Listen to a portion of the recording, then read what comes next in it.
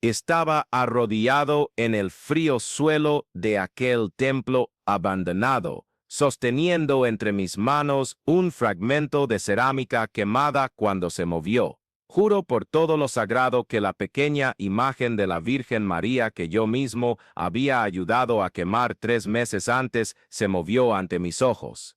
Una lágrima negra resbaló por el rostro agrietado de la estatua y una voz susurró en el silencio absoluto: ¿por qué me quemas, hijo? En ese instante, mi mundo se derrumbó y se reconstruyó al mismo tiempo. Era octubre de 2019. Tenía 22 años y creía saberlo todo sobre fe, rebeldía y libertad. ¿Cómo me equivocaba? Mi nombre es Gabriel, y durante 3 años de mi vida viví a la sombra de una secta que prometía la liberación del alma a través de la negación de todo lo que había aprendido sobre Dios. No era exactamente un culto satánico, como muchos imaginan cuando escuchan estas historias. Era más sutil, más intelectual. Lo llamábamos el Círculo de Salomé, un grupo que se reunía en las casas de sus miembros para estudiar textos esotéricos, practicar rituales de purificación espiritual y sobre todo quemar símbolos de lo que ellos llamaban la fe opresora. Entré en ese mundo a los 19 años cuando estudiaba filosofía en la universidad y me sentía perdido, rebelde contra todo y contra todos. La verdad es que siempre fui un cuestionador. Desde pequeño, molestaba a mi madre con preguntas sobre Dios, sobre el sufrimiento, sobre por qué las buenas personas pasaban por cosas malas. Mi familia era católica practicante, de esas que van a misa todos los domingos, rezan el rosario antes de dormir y tienen imágenes de santos en cada rincón de la casa. Mi madre, doña Concepción, era el tipo de mujer que encontraba esperanza en cualquier situación a través de la oración. Mi padre, don Juan, un hombre sencillo que trabajaba en un taller mecánico, tenía una fe más silenciosa, pero igualmente fuerte. No hablaba mucho de religión, pero a veces lo veía parado frente a la imagen de San José en la sala, con la cabeza baja, moviendo los labios en silenciosa oración. Cuando entré a la universidad, todas esas certezas comenzaron a desmoronarse. Los profesores de filosofía presentaban argumentos contra la existencia de Dios que nunca había considerado. Nietzsche, Sartre, Foucault, cada autor que leía parecía confirmar que la religión era el opio del pueblo, una forma de controlar las masas a través del miedo y la promesa de recompensas futuras. Me sentía intelectualmente superior a mis padres, como si finalmente hubiera despertado de un sueño infantil. La arrogancia de la juventud es algo terrible, y yo estaba completamente dominado por ella. En las semanas siguientes, intenté convencerme de que lo que había ocurrido era perfectamente normal. Después de todo, estaba pasando por una profunda transformación espiritual. Era natural que mi psique reaccionara de forma intensa a los símbolos de mi antigua fe. Seguí asistiendo a las reuniones del círculo, participando en los rituales, estudiando los textos recomendados. Poco a poco, me fui alejando aún más de mi familia y de los amigos que no compartían esta nueva visión del mundo. Mis padres notaron el cambio casi inmediatamente. Mi madre intentaba conversar sobre la universidad, sobre mis clases, pero yo respondía con monosílabos o desviaba el tema hacia críticas al atraso intelectual de la religión tradicional. Mi padre, percibiendo la tensión, intentaba mantener la paz evitando hablar de cualquier cosa que pudiera generar conflicto. Pero yo veía la tristeza en sus ojos cuando rechazaba acompañar a la familia a misa dominical o cuando hacía comentarios sarcásticos sobre sus oraciones antes de las comidas. El peor momento fue cuando mi madre descubrió algunos de los libros que estaba leyendo. Había entrado en mi habitación para arreglar la cama y vio sobre mi mesa un ejemplar del libro negro de Satanás, junto con anotaciones que había hecho sobre rituales de invocación. La expresión en su rostro fue de puro horror, como si hubiera descubierto que su hijo se había convertido en un extraño peligroso. Salió de la habitación sin decir una palabra, pero la oí llorar en el baño poco después. Esa noche, mi padre llamó a la puerta de mi habitación. Cuando entró, tenía en sus manos el rosario que mi abuela le había dado en su lecho de muerte. «Hijo», dijo él con voz entrecortada, «no entiendo lo que te está pasando, pero sé que tu abuela está sufriendo en el cielo, viendo al nieto que tanto quiso perderse así. Intenté argumentar, explicar que no me estaba perdiendo, sino encontrándome, descubriendo verdades que ellos eran incapaces de comprender, pero las palabras salieron amargas, llenas de una arrogancia que me causaba asco incluso en el momento en que las pronunciaba. Por favor, si te está gustando esta historia y quieres continuar siguiendo relatos como este, suscríbete al canal. Tu presencia aquí es muy importante para mí, y estoy seguro de que te identificarás con otros testimonios que comparto por aquí. Los meses que siguieron fueron una escalada creciente de involucramiento con el círculo y alejamiento de mi familia. Elena se había convertido en mi novia, y juntos nos sumergíamos cada vez más profundamente en aquel mundo de rituales, estudios esotéricos y rechazo sistemático de todo lo que representara la fe cristiana tradicional. Me sentía poderoso, iluminado, como si tuviera acceso a conocimientos que la mayoría de las personas jamás comprenderían, pero había algo creciendo dentro de mí, una inquietud que no podía explicar ni hacer desaparecer.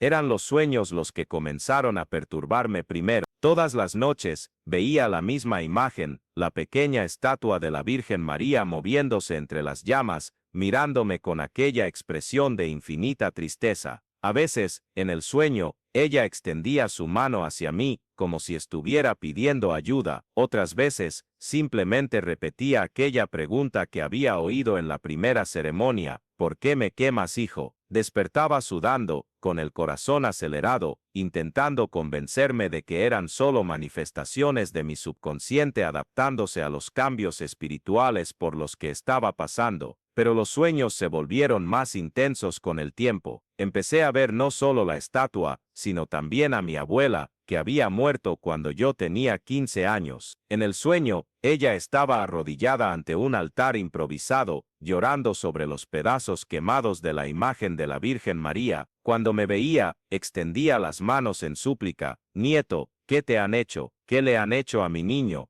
Estas visiones nocturnas comenzaron a afectar mi sueño, mi concentración en la universidad, incluso mi relación con Elena. Fue durante una de las ceremonias más intensas del círculo que todo llegó al límite. Era una noche de luna nueva en septiembre, y la hermana Lucifer había planeado un ritual que ella llamó consagración final. Según ella, aquellos que pasaran por esta ceremonia serían definitivamente liberados de cualquier resto de condicionamiento religioso anterior. El ritual involucraba no solo quemar imágenes sagradas, sino también pronunciar votos explícitos de renuncia a Cristo, a la Virgen María y a todos los santos. Cuando llegó mi turno de pronunciarme, me puse de pie en el centro del círculo, rodeado por las llamas de varias velas y sosteniendo un crucifijo de madera que debía quemar mientras recitaba los votos de renuncia. Las palabras estaban en la punta de la lengua, había decorado cada frase en las semanas anteriores, pero cuando abrí la boca para hablar, algo extraño sucedió. En vez de las palabras del ritual, lo que salió fue una oración que no rezaba hacía años: Ave María, llena de gracia, el Señor es contigo. El silencio que siguió fue ensordecedor. Todos en el círculo me miraban con expresiones que variaban entre sorpresa, decepción y algo que parecía miedo. Elena tenía los ojos muy abiertos, como si estuviera viendo a un extraño. La hermana Lucifer se acercó a mí lentamente, con el rostro contorcido en una expresión de rabia contenida. Gabriel, dijo ella con voz baja y amenazadora, no puedes estar hablando en serio. Después de todo lo que has aprendido, de toda la evolución por la que has pasado, ¿vas a regresar a esas supersticiones infantiles? Intenté explicar que no sabía de dónde había salido esa oración, que debía haber sido solo un reflejo condicionado de mi infancia, pero incluso mientras hablaba, sentía que estaba mintiéndome a mí mismo. Algo dentro de mí se había negado a pronunciar esos votos de renuncia, alguna parte de mi alma que permanecía intacta por todos los meses de adoctrinamiento esotérico. La ceremonia terminó en una atmósfera tensa, y percibí por las miradas que recibía que mi posición en el grupo había cambiado drásticamente. En las semanas siguientes, fui gradualmente excluido de las actividades más importantes del círculo.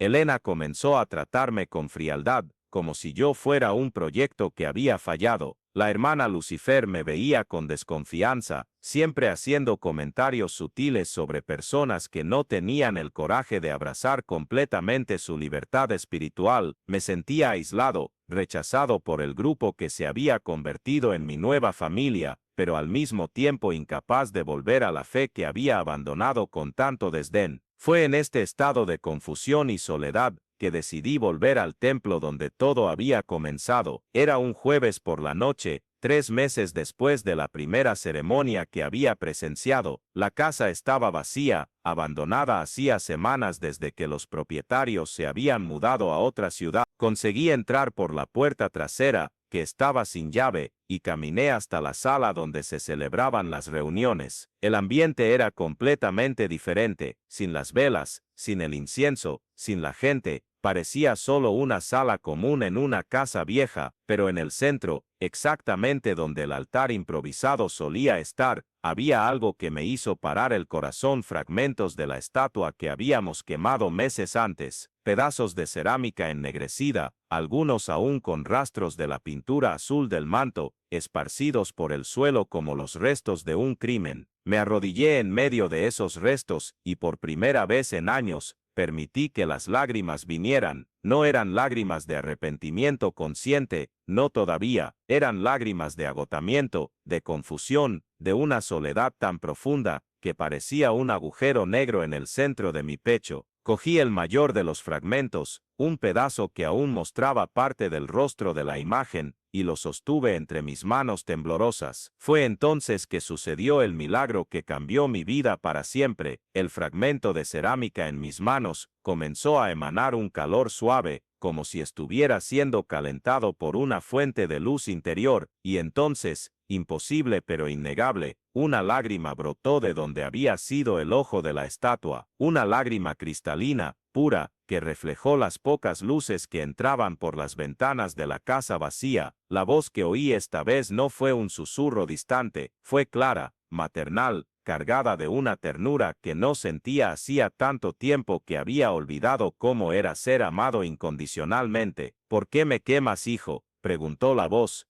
Pero incluso quemada, seguí aquí, esperando que volvieras a casa. En ese momento, todo se derrumbó dentro de mí. Todos los meses de arrogancia intelectual, de rebeldía adolescente disfrazada de evolución espiritual, de rechazo sistemático de todo lo que representaba el amor simple y directo de mis padres, me vi por lo que realmente era: un joven perdido, asustado, que había cambiado la certeza del amor familiar por la ilusión de poder que venía de sentirse especial, elegido, diferente de los demás. Lloré como no lloraba desde niño, con sollozos que venían de algún lugar muy profundo del alma, y mientras lloraba, sentía como si años de tensión, de rabia, de orgullo herido estuvieran siendo drenados de mi cuerpo. El fragmento de cerámica en mis manos seguía caliente, y podía jurar que sentía un pulso en él, como si fuera un corazón diminuto latiendo en sincronía con el mío. Perdón, fue la única palabra que pude pronunciar, repetida una y otra vez como un mantra.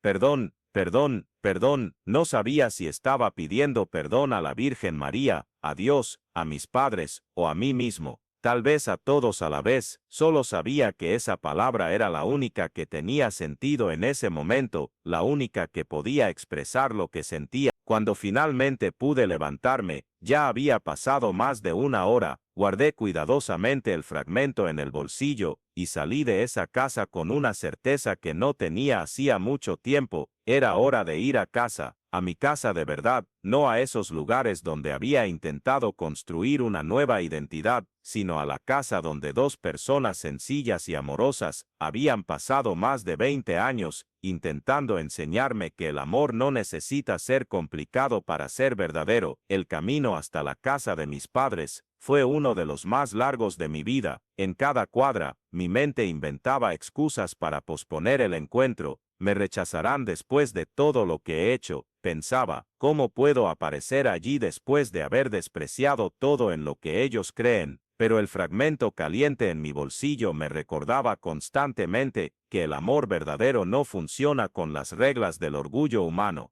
El amor verdadero espera, El amor verdadero perdona, el amor verdadero nunca se rinde. Cuando finalmente llegué a la puerta de casa, eran casi las 2 de la madrugada, la luz del salón estaba encendida, lo que significaba que mis padres seguían despiertos, probablemente viendo algún programa de televisión o simplemente conversando sobre el día, como hacían todas las noches desde hacía más de 25 años de matrimonio. Respiré hondo y toqué el timbre. Mi padre abrió la puerta, y la expresión en su rostro cuando me vio es algo que llevaré para siempre en mi memoria. No fue sorpresa, no fue rabia, no fue decepción, fue puro alivio, como si hubiera pasado meses conteniendo la respiración y finalmente pudiera respirar de nuevo. Concepción, gritó hacia el interior de la casa, Gabriel ha vuelto, y entonces sin decir nada más, me abrazó con una fuerza que casi me derriba. Mi madre apareció segundos después, aún en bata, con el pelo despeinado y los ojos rojos como si hubiera estado llorando recientemente. Cuando me vio allí parado en la puerta, siendo abrazado por mi padre, se llevó las manos al pecho y susurró, gracias a Dios, gracias a Dios. Fue entonces cuando me di cuenta de que, durante todos esos meses en los que yo estaba encontrándome a mí mismo lejos de casa, ellos habían pasado noches en vela preocupándose por mí, orando por mí, esperando que yo volviera. Nos sentamos los tres en el salón, en el mismo sofá donde había escuchado cientos de historias bíblicas cuando era niño, donde había aprendido las primeras oraciones, donde había recibido miles de abrazos y palabras de cariño a lo largo de los años. Al principio, guardamos silencio, simplemente disfrutando del hecho de estar juntos de nuevo. Luego, poco a poco empecé a contar todo lo que había sucedido. No omití nada, hablé sobre el círculo, sobre Elena, sobre los rituales, sobre la estatua quemada y sobre el milagro que había presenciado esa noche. Mis padres me escucharon sin interrupciones, sin juicios,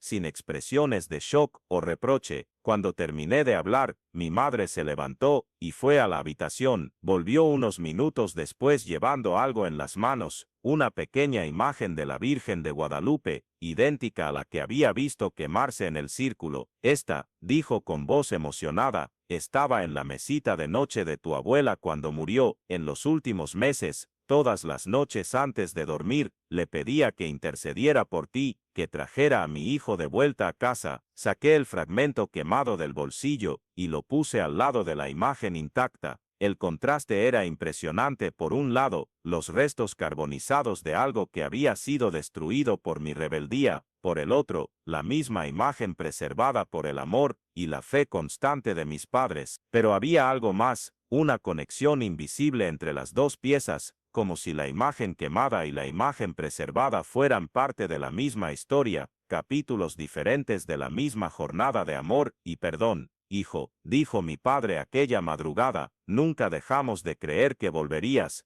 Puede que haya tardado, puede que haya sido difícil, pero sabíamos que el amor que plantamos en ti durante todos estos años no podía simplemente desaparecer. El amor verdadero es más fuerte que cualquier confusión, cualquier revuelta, cualquier camino equivocado que podamos tomar. En las semanas que siguieron, comencé lentamente el proceso de reconstrucción de mi vida y de mi fe. No fue fácil, había mucho orgullo que tragar, muchos puentes que reconstruir, muchos hábitos mentales y emocionales que cambiar. Rompí definitivamente con Elena y con el círculo, lo que trajo una extraña sensación de duelo, como si estuviera perdiendo una parte de mí mismo. Pero poco a poco me di cuenta de que lo que estaba perdiendo era precisamente la parte que no era realmente mía, la arrogancia, la necesidad de sentirme superior a los otros, la ilusión de que la espiritualidad verdadera tenía que ser complicada y exclusiva. Volví a asistir a misa con mis padres,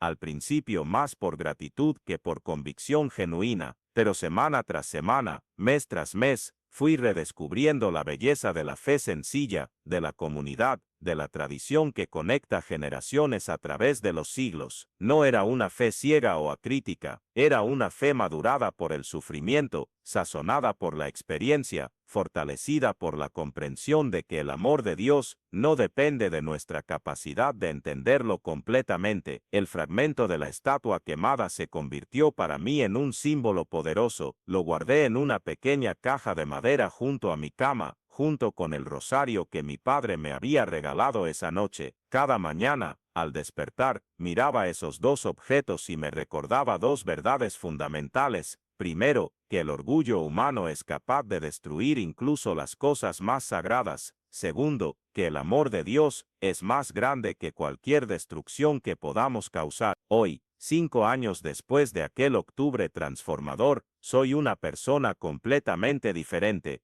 Terminé la Universidad de Filosofía, pero con una perspectiva completamente nueva sobre lo que significa buscar la verdad. Me casé con una mujer maravillosa que conocí en la comunidad de nuestra parroquia, una persona que entiende que la fe verdadera no es incompatible con el cuestionamiento intelectual, sino que ofrece el fundamento sólido sobre el cual podemos construir una vida de significado y propósito. Mis padres, ahora abuelos de nuestro primer hijo, me cuentan frecuentemente cómo oraron durante aquellos meses difíciles. Mi madre admite que hubo momentos en que dudó si yo realmente volvería, momentos en que el dolor de ver a su hijo alejarse parecía mayor que su fe en la intercesión de la Virgen María, pero ella nunca dejó de orar, nunca dejó de encender velas, nunca dejó de creer que el amor sembrado durante tantos años volvería a germinar. El fragmento de la estatua quemada sigue en mi mesita de noche, ahora junto a una nueva imagen de la Virgen María que mi esposa me regaló como obsequio de bodas. A veces, especialmente en momentos de dificultad o duda, tomo ese pedazo de cerámica entre mis manos y recuerdo que todos llevamos heridas, todos pasamos por momentos de destrucción y reconstrucción, todos necesitamos de la gracia para volvernos enteros de nuevo. La lección más profunda que aprendí con toda esta experiencia es que el amor verdadero no es posesivo ni controlador. Mis padres podrían haber intentado impedirme explorar otras ideas, podrían haberme cortado económicamente, podrían haber usado la culpa y la manipulación para mantenerme cerca, pero ellos eligieron el camino más difícil y más poderoso, el camino de la confianza. Confiaron en que el amor que habían sembrado en mí era más fuerte que cualquier influencia externa. Confiaron en que la verdad eventualmente se impondría sobre la confusión. Confiaron en que la oración y el ejemplo valen más que 1000 argumentos. Cuando miro hacia atrás, a aquel joven arrogante de 19 años que creía haber descubierto verdades que sus padres jamás comprenderían, siento una mezcla de compasión y gratitud. Compasión porque reconozco en él el dolor genuino de alguien que estaba intentando encontrar su lugar en el mundo, que estaba luchando con cuestiones existenciales profundas y reales. Gratitud porque toda aquella jornada, por más dolorosa que haya sido, me llevó a una comprensión de la fe que es mucho más sólida y madura de lo que habría sido posible sin pasar por la prueba. La estatua que se movió entre las llamas sigue siendo un misterio para mí. No sé si fue un milagro en el sentido tradicional de la palabra, una manifestación sobrenatural directa, o si fue mi propia conciencia proyectando en una imagen externa la voz interior que nunca había dejado de llamarme de vuelta a casa. Honestamente no importa. Lo que importa es que, en aquel momento de mayor confusión y soledad,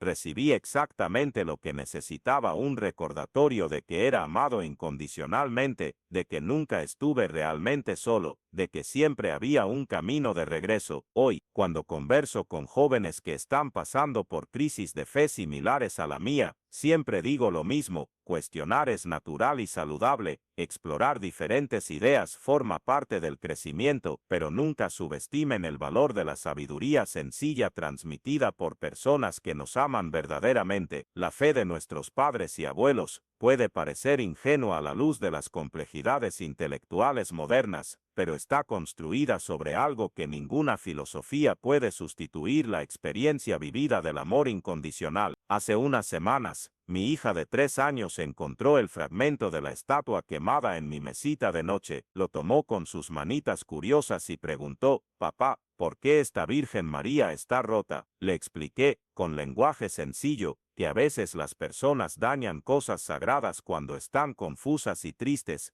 pero que el amor de la Virgen María es tan grande que perdona y sigue cuidando de nosotros incluso cuando la lastimamos. Mi hija se quedó pensativa por un momento, luego besó el fragmento de cerámica y dijo, listo, ahora ya no está triste. En aquel momento simple, una niña de 3 años me enseñó algo que años de estudio filosófico no habían logrado, que la cura viene del amor, no de la comprensión intelectual, que el perdón es un acto del corazón, no de la mente, que la fe verdadera tiene la simplicidad de las cosas esenciales. Mi esposa, que conoce toda mi historia, a veces me pregunta si no tengo miedo de que nuestra hija pase por el mismo proceso de cuestionamiento radical que yo pasé. La respuesta es, no, no tengo miedo. De hecho, espero que ella cuestione, que explore, que no acepte nada solo porque sus padres lo dijeron, pero espero también que, cuando llegue el momento de elegir entre el amor verdadero y las ilusiones seductoras del orgullo intelectual, recuerde el ejemplo que tratamos de dar, la estabilidad que tratamos de proporcionar, la fe vivida en el día a día que es mucho más elocuente que cualquier argumento teológico. El fragmento quemado ahora comparte espacio en nuestra casa con otros recuerdos familiares, fotos de los abuelos, objetos que pertenecieron a los bisabuelos, pequeños tesoros que llevan historias de amor y fe transmitidas a través de las generaciones. Cada objeto cuenta una parte de nuestra historia, pero el fragmento tiene un lugar especial porque representa no solo lo que recibimos, sino también lo que casi perdimos y logramos recuperar. A veces, cuando paso por momentos difíciles en el trabajo o en mi vida personal, tomo ese fragmento de cerámica y recuerdo que ya he pasado por cosas mucho peores.